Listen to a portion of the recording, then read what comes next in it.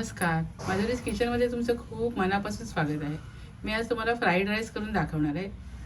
त्यासाठी मी इथे 2 कांदे चिरून घेतलेत, 7-8 लसूण पाकळ्या घेतल्यात, पातीचा कांदा चिरून घेतला आहे, कांद्याची पात आहे, मटारचे दाणे आहेत, गाजर आहे आणि थोडी सिमला मिरची घालणार आहे. भात मी मोकळा शिजवून घेतला आहे. आपण त्या रेसिपीला सुरुवात करूया.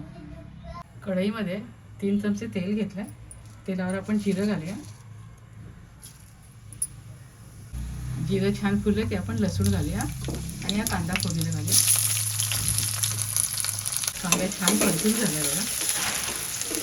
त्यावर आपण थोडे मी तुरीचे दाणे घालते, थोडी मटार,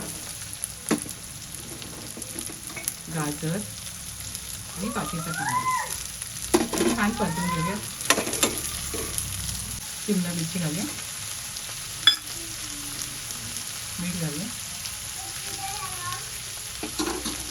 मी परतून घेऊया.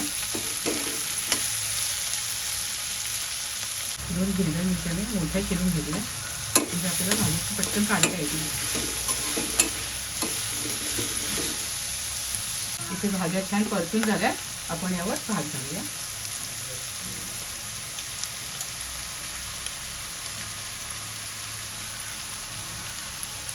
थोडी मिरी पावडर घालूया आणि कांद्याची पात घालूया. छान परतून घेऊया.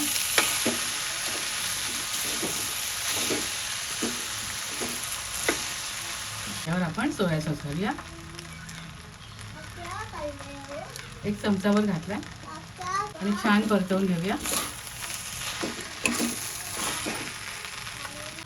5 मिनिटं छान परतून घेऊया.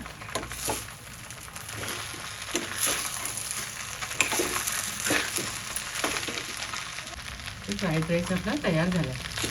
मस्त झालं एकदम.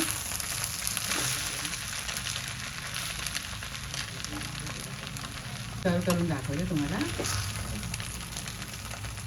भाज्या पण माझ्या घरी ज्या अवेलेबल होत्या त्या सर्व मी याच्यामध्ये घातल्या आणि मिरची मोठी कापून घातली, म्हणजे मुलांना त्याचं काढता येते, लहान मुलांना पण खाण्यासारखं.